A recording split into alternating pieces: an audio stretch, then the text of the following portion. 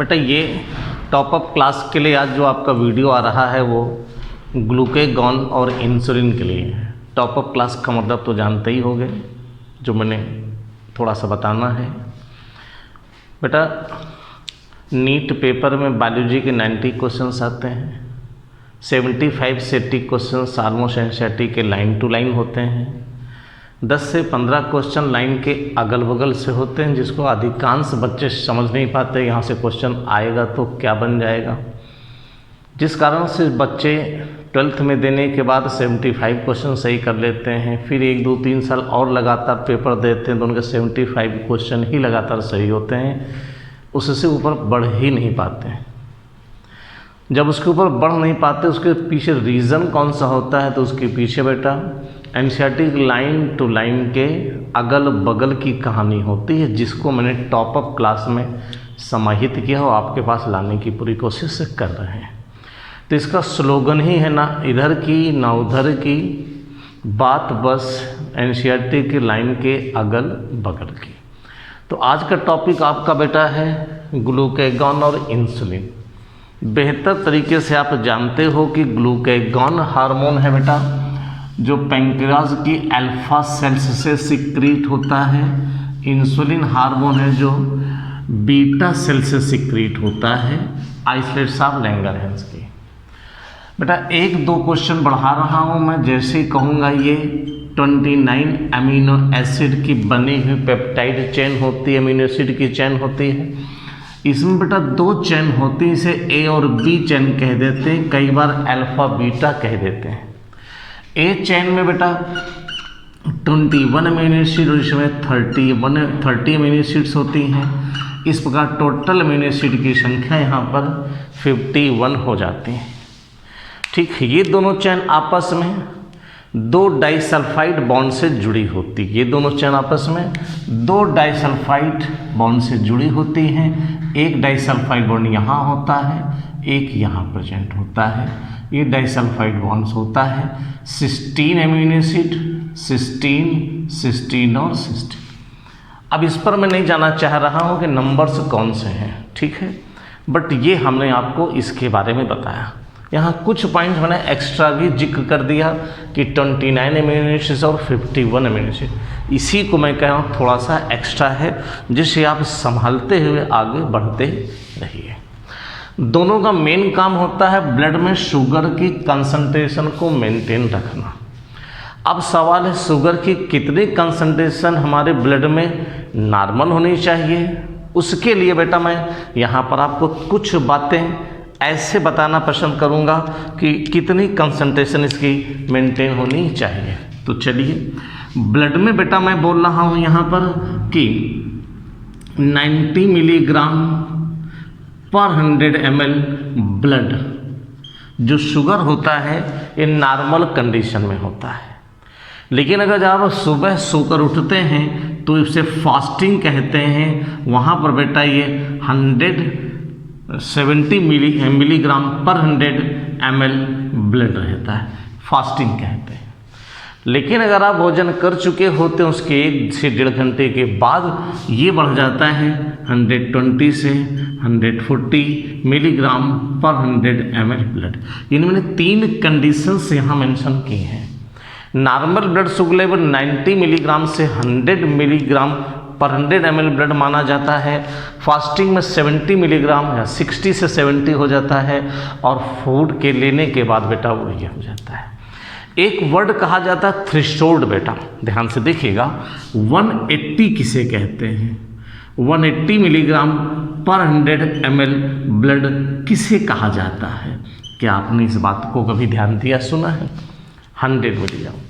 इसको मैं बेटा कुछ एक छोटा सा फिगर बनाकर बताऊंगा। वो यहाँ पर, यहाँ बेटा मेरे पास क्या है, ये बोमेन्स कैप्सूल होता है, नीचे पीसीटी है, नीचे हेनलेस लूप होता है। मैं ये बनाऊंगा, मैं डीसीटी बनाऊंगा, मैं कलेक्टिंग डक्ट में आ जाऊंगा। अब ध्यान से सुनिएगा, हमारे पास बेटा ये ब्लड होता है, ये ब्लड होता है, और इस प्रकार से ये ब्लड यहाँ पर फिल्टर होता है, इसे हम लोग नेफ्रिक फिल्ट्रेट कहते हैं। ध्यान से सुनना, अगर हमारे ब्लड में ये कंडीशन है तो आप समझ लीजिए कि हमारे पीसीटी से पूरा का पूरा शुगर रीअब्जॉर्ब हो जाएगा। 70 मिलीग्राम है तो यहाँ पर आए हुए ग्लूकोज का पूरा रीअब्जॉर्ब हो जाएगा। 140 मिलीग्राम है, फिर भी यहाँ से पूरा का पूरा ब्लड में वापस रीअब्जॉर्ब हो जाएगा। लेकिन अगर 180 मिलीग्राम तक है तो भी रीअब्जॉर्ब हो जाएगा। लेकिन बेटा अगर 180 मिलीग्राम से ज़्यादा होने लगेगा, ब्लड में शुगर 180 मिलीग्राम से ज़्यादा होने लगेगा तो यहाँ पर ज़्यादा फिल्टर होकर आएगा, तब वो बेटा यूरिन से पास होने लगेगा और तब हम इसे ग्लाइकोसूरिया कहेंगे। तो एक शब्द आपके सामने और आ गया है, क्या नाम है बेटा? ग्लाइकोसूरिया। तो ग्लाइकोसूरिया कब हुआ बेटा? जब हमारी 180 मिलीग्राम से शुगर ज़्यादा हो गई ब्लड में, तब कुछ शुगर यूरिन से ज़्यादा पास होने लगेगी और यूरिन से जब पास होगी तब इसे ग्लाइकोसूरिया कहेंगे। अब सवाल बेटा ये उठा कि 180 मिलीग्राम के बाद हम डिसऑर्डर डायबिटीज़ मान लें, तो उसको हम थोड़ा सा बाद में बताते हैं।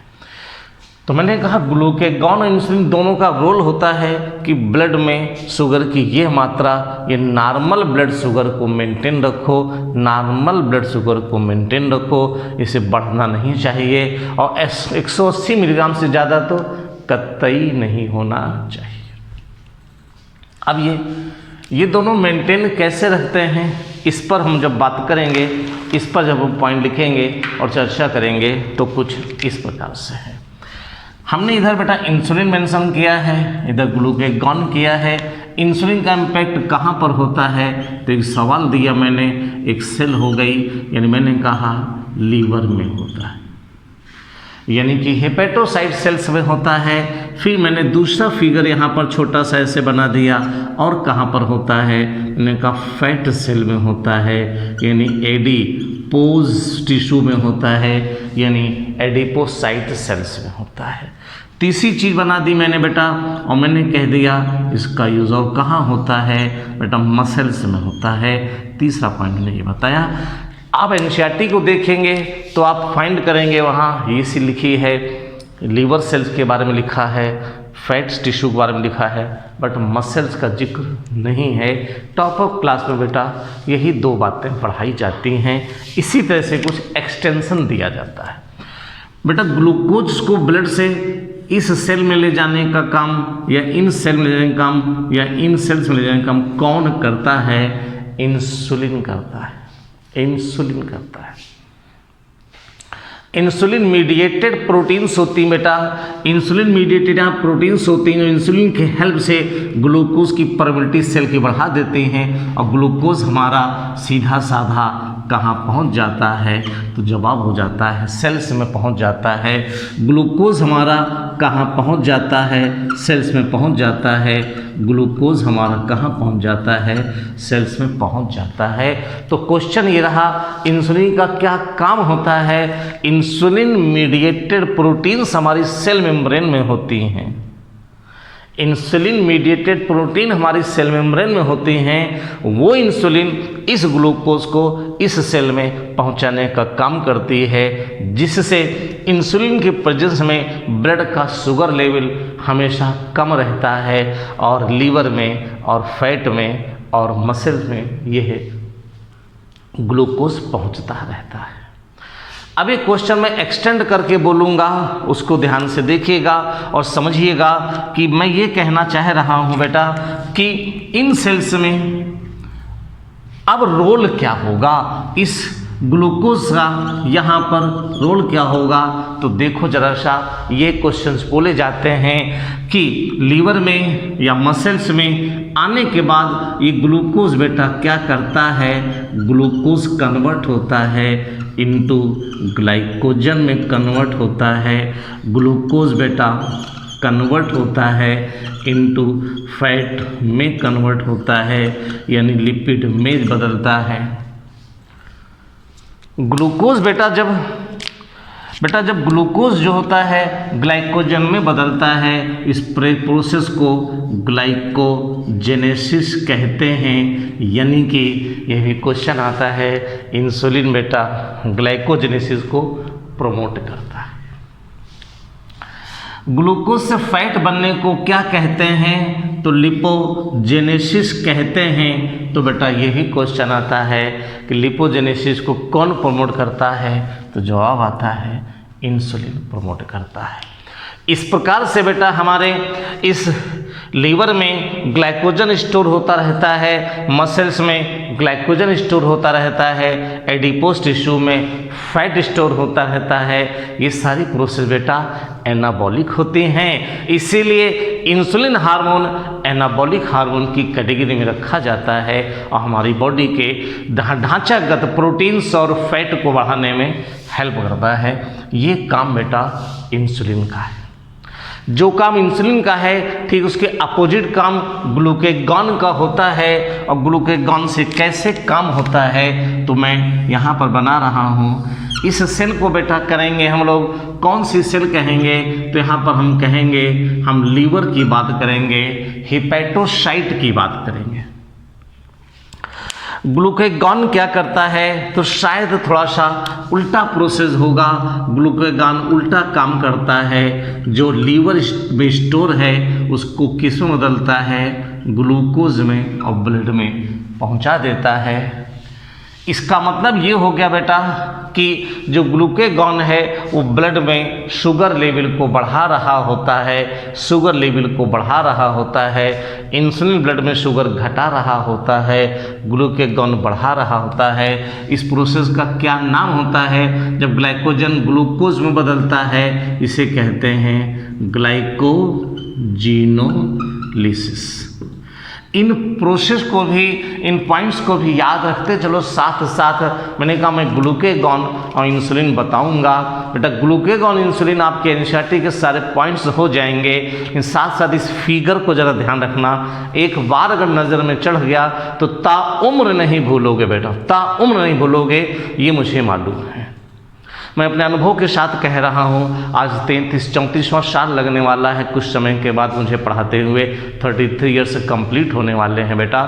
बहुत अनुभव के साथ बता रहा हूँ आपको कि आप बिल्कुल भी कितनी बातें, कितनी मशहूर बातें यहाँ पर लिखी हुई आप उसे समझिए, ठीक है। तो इस प्रकार से मैंने यहाँ पर ये बात बताई। ये दोनों प्रोसेस, ये प्रोसेस बेटा एनाबॉलिक है, ये कैटाबॉलिक प्रोसेस की कैटेगरी में आता है। लेकिन जब दूसरा क्वेश्चन है, एक पॉइंट और मैं बताऊंगा, जब कभी भी फैट टिश्यू या प्रोटीन टूटे, जब फैट या प्रोटीन टूटे बेटा, तब फैट को टूटने को लिपोलिसिस कहा जाता है और प्रोटीन को टूटने को प्रोटियोलिसिस। मैं लिख रहा हूँ यहाँ पर, मैं लिपोलिसिस कह रहा हूँ और इसे मैं प्रोटीनोलिसिस कह रहा हूँ। क्या आप समझते हैं? तब मैं बताऊंगा इन दोनों को अंजाम कौन देता है। इन दोनों का अंजाम देता है बेटा एक और हार्मोन, कहते हैं कॉर्टिसोल। कौन सा हार्मोन देता है अंजाम? कॉर्टिसोल ये हार्मोन करता है। मैं यहाँ पर इस हार्मोन का नाम कॉर्टिसोल अगर लिख दूँ तो निश्चित तौर पर आपका पता चल जाएगा कि कॉर्टिसोल किसके बराबर काम कर रहा है। कॉर्टिसोल भी ब्लड में शुगर बढ़ा रहा है, ग्लूकेगॉन भी ब्लड में शुगर बढ़ा रहा है। और जब दो हार्मोन एक जैसा काम करते हैं उन दोनों हार्मोन को बेटा सिनर्जिस्टिक कहते हैं। दो हार्मोन जब एक जैसा काम करते हैं उन दोनों हार्मोनों को सिनर्जिस्टिक कहते हैं। और जब हार्मोन अलग अलग काम करते हैं अपोजिट में तो एंटागोनिस्टिक कहते हैं। तो ब्लड में शुगर लेवल बढ़ाने के लिए ग्लूकेगॉन इंसुलिन के लिए एंटागोनिस्टिक है। ग्लूकेगॉन बेटा ब्लड में शुगर बढ़ा रहा है, इसलिए इसे हाइपर ग्लाइसेमिक हार्मोन कहते हैं और इसको बेटा हाइपोग्लाइसेमिक हार्मोन कहते हैं। इसको हाइपोग्लाइसेमिक हार्मोन कहते हैं। यानी ब्लड में शुगर को घटाने वाला हार्मोन हाइपोग्लाइसेमिक हो जाएगा और ब्लड में शुगर को बढ़ाने वाला हार्मोन हाइपरग्लाइसेमिक हो जाएगा। यहाँ पर बेटा सेल मेम्ब्रेन पर क्या प्रेजेंट होते हैं ग्लूकोज को ले जाने के लिए, तो हम यहाँ कहते हैं सोडियम डिपेंडेंट ग्लूकोज ट्रांसपोर्ट। ध्यान से सुनिएगा, सोडियम डिपेंडेंट ग्लूकोज ट्रांसपोर्ट। फिर से बोलो, सोडियम डिपेंडेंट ग्लूकोज ट्रांसपोर्ट। फिर से बोलो बेटा, सोडियम डिपेंडेंट ग्लूकोज ट्रांसपोर्ट। इस प्रकार से हमने कितनी बातें आपको मेंशन कर दी हैं, ये चीज़ें इंसुलिन और ग्लूकेगॉन की हो जाती हैं। एक क्वेश्चन और है जो इंसुलिन के लिए बहुत इंपॉर्टेंट हो जाता है कि वो कैसे कह सकते हैं, तो इस प्रकार से हम यूँ बात कह सकते हैं कि बेटा इंसुलिन जो होता है, जो इंसुलिन होता है वो सही मायने में ब्लड में शुगर को घटा रहा है, और ब्लड में शुगर को घटा रहा है तो किस लिए घटा रहा है, आखिर वो कौन से कार्य हैं जिनसे ब्लड में शुगर घट रही है। तो पहले क्वेश्चन बताऊंगा, पहला पॉइंट मैं ये बताना चाहूँगा कि जैसे सेल में ग्लूकोज आती है बेटा और ग्लूकोज से पायरुविक एसिड बनता है तो प्रोसेस को ग्लाइकोलिसिस कहते हैं, यानी ये प्रोसेस एक रिस्पायरेशन का है। तो सेलुलर जब रिस्पिरेशन होता है उसमें ग्लूकोज का ऑक्सीडेशन होता है और ग्लूकोज को पायरुविक एसिड में बदलने की प्रोसेस को हम लोग ग्लाइकोलिसिस कहते हैं।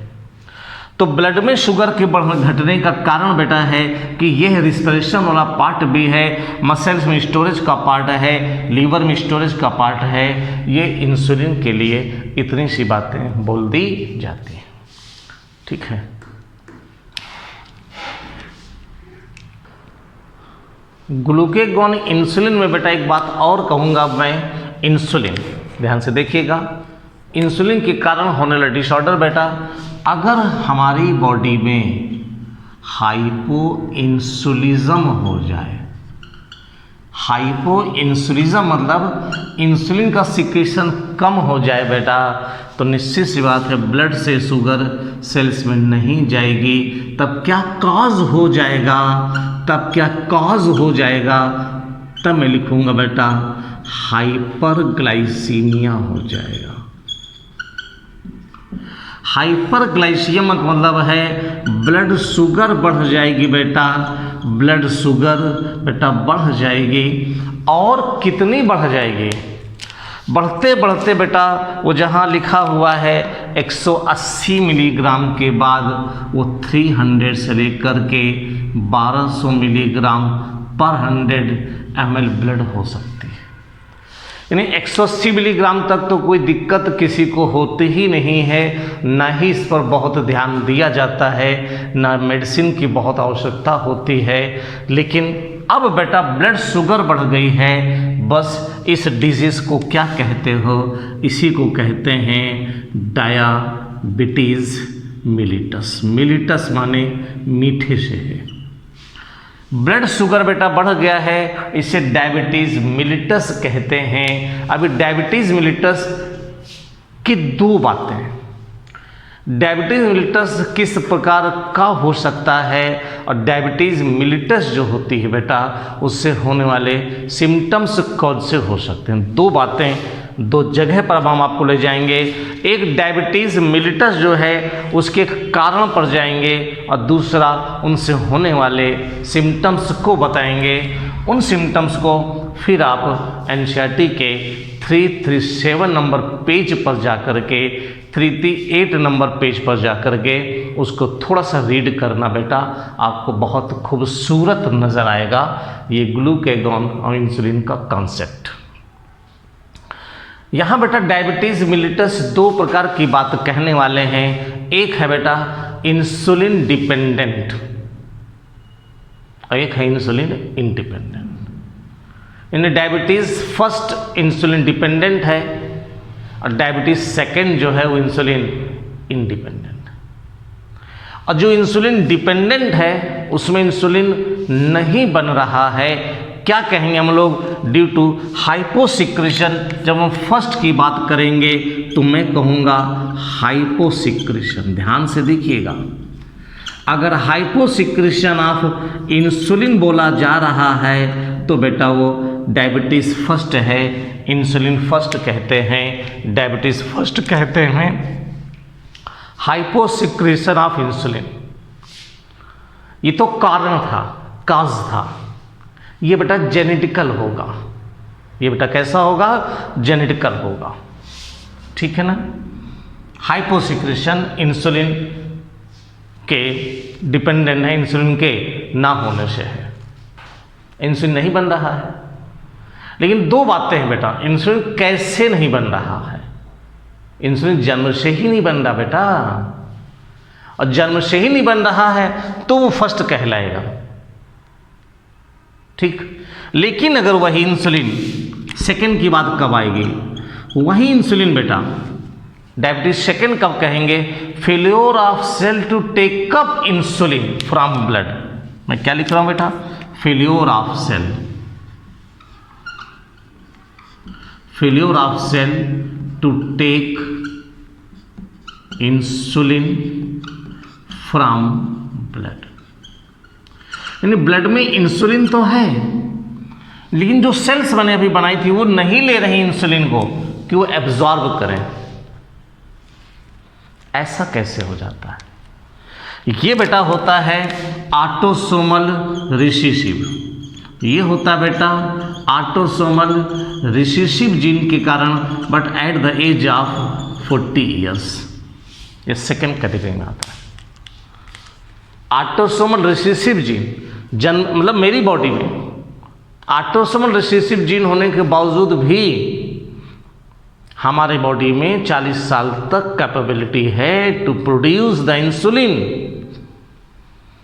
हम बनाते रहते हैं, हमें डायबिटीज नहीं होती, बट लेकिन 40 और 40 से बाद यही इंसुलिन घट जाता है, और ऐसी कंडीशन में हम इसे डायबिटीज सेकंड के नाम से जानते हैं। इसे ठीक कैसे हो सकता है, तो पहले वाले केस में बेटा हम पेशेंट को इंसुलिन थेरेपी ही देते हैं, इंसुलिन ही इंजेक्ट करते हैं, direct proteins hormone insulin in blood. जबकि दूसरे केस में हम इन पेशेंट को इंसुलिन की बजाय हम हाइपोग्लाइसेमिक टैबलेट्स ड्रग्स देते हैं, हाइपोग्लाइसेमिक ड्रग्स देते हैं जो ब्लड की शुगर को घटा सके। हाइपोग्लाइसेमिक ड्रग्स देते हैं जो ब्लड की शुगर को घटाए, हाइपोग्लाइसेमिक ड्रग्स देते हैं जो ब्लड की शुगर को घटा दे। ब्लड की शुगर को घटाने वाली ड्रग्स डायोनिल होती है, उसको देते हैं। टोलब्यूटामाइड होती है, वो देते हैं डायोनिल एंड टोलब्यूटामाइड, डायोनिल और टोलब्यूटामाइड ड्रग्स देते हैं। इस प्रकार से हम ब्लड में बढ़े हुए शुगर को घटा सकते हैं। अब एक बात और बेटा, डायबिटीज़ का पता हम कैसे लगाते हैं, तो उस पॉइंट को लास्टली मैं लिख देता हूं। आपको थोड़ा सा सिम्टम्स पर जाना पड़ेगा, और सिम्टम्स में जाने के लिए हम आपसे ये कहना पसंद करेंगे बेटा, जब ब्लड में शुगर बढ़ गया हो तो क्या होता है, तब सेल्स की फैट और प्रोटीन टूटने लगती हैं, जिससे कीटोन बॉडी बनने लगती हैं, और कीटोन बॉडी ब्लड में भी बढ़ने लगती हैं। मैं फिर से बोल रहा हूँ, जब ब्लड में शुगर बढ़ने लगता है तो ब्लड की शुगर सेल्स में नहीं जा पाती है। सेल्स में एनर्जी की नीड को पूरा करने के लिए सेल्स में स्टोर फैट और प्रोटीन टूटने लगता है, यानी कि लिपोलिसिस और प्रोटीनलिसिस बढ़ जाती है। और जब ये बढ़ जाती है तो ब्लड में कीटोन बॉडीज़ बनती हैं, और जब ब्लड में कीटोन बॉडीज़ बनती हैं तो इन्हें कहते हैं कीटोमेनिया। ब्लड में कीटोन बॉडी का ज़्यादा होना कीटोमेनिया कहलाता है। मैं यहाँ पर लिखूँगा, ब्लड में कीटोन बॉडी का ज़्यादा होना कीटोमेनिया कहलाता है, और वही कीटोन बॉडी फिर यूरिन से निकलती हैं, उसे कीटो यूरिया कहते हैं, कीटोन यूरिया कहते हैं। बेटा यही वो शब्द है जो आप जब एनसीईआरटी उठाओगे तो आप लिखा जाएगा यूरिन में कीटोन बॉडीज बढ़ती हैं, कीटोन यूरिया कहलाता है। इन जब वही कीटोन बॉडीज क्योंकि पहले ब्लड में इंक्रीज होंगी तो कीटोमेनिया कहेंगे।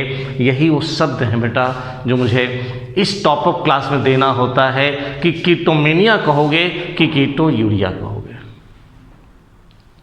फिर से सुन लेना, जब ब्लड में शुगर बढ़ जाता है तो सेल्स में शुगर की कमी हो जाती है। जब सेल में शुगर की कमी हो जाती है तो सेल में एनर्जी के लिए की फैट और प्रोटीन्स ब्रेक होने लगते हैं। जब सेल में फैट और प्रोटीन टूटने लगते हैं तब कीटोन बॉडीज बनते हैं। कीटोन बॉडीज जब ब्लड में बढ़ने लगते हैं तो कीटोमेनिया कहलाता है, और जब यूरिन से निकलने लगते हैं तो कीटोन्यूरिया कहलाता है। इस प्रकार से हम यहाँ पर डिस्कस करते हैं। थोड़ी सी चीज़ और हैं, थोड़े से सिम्टम और हैं। तो ये समझिए बेटा कि हमारी जो मैं बोल रहा हूँ डायबिटीज मिलिटस में बेटा ग्लाइकोशूरिया नज़र आएगा, यूरिन में शुगर, कीटोन्यूरिया नज़र आएगा, यूरिन में कीटोन बॉडीज, या पॉलीडिप्सिया जैसा सिम्टम्स है। मीन्स प्यास ज़्यादा लगेगी। प्यास ज़्यादा मतलब डिहाइड्रेशन का सिम्टम भी हो सकता है लिखा जाए। पॉलीफेजिया भूख अधिक लगेगी। एसिडोसिस का मतलब होता है ब्लड का पीएच बेटा कम हो जाएगा, कीटोन बॉडीज बनेंगी, ब्लड का पीएच घट जाएगा और ब्लड का पीएच बेटा 7.4 से 6.8 तक हो जाएगा। 7.4 से 6.8 तक हो सकता है ब्लड का पीएच। इसीलिए कहा जाता है, हाँ एक चीज़ और कहते हैं कि डायबिटीज़ में इसी एडिसोसिस के कारण जब घाव हो जाता है, इंजरी हो जाती है तो घाव भरता नहीं है, गैंग्रीन हो जाता बेटा, गैंग्रीन वर्ड आता है, गैंग्रीन हो जाता है, घाव भर जाता है। इसलिए डायबिटिक पेशेंट को डायबिटीज़ ज़्यादा होती, घाव लग जाता है, चोट लग जाती है तो घाव बड़ी मुश्किल से बहुत देर से भरता है। इस प्रकार से बेटा मैंने आपको ग्लूकागॉन इंसुलिन का कॉन्सेप्ट दिया, डायबिटीज़ मिलिटस का कॉन्सेप्ट दिया। ये सारे पॉइंट्स हैं, एनसीईआरटी के पॉइंट्स हैं, थोड़ा अगल बगल की चीज़ें हैं, इम्पॉर्टेंट चीज़ हैं बेटा, इसलिए इसे ध्यान रखिएगा, अच्छे से पढ़िएगा और एनसीईआरटी से थोड़ा सा अगल बगल की चर्चा हम करते रहेंगे अगले वीडियो में भी।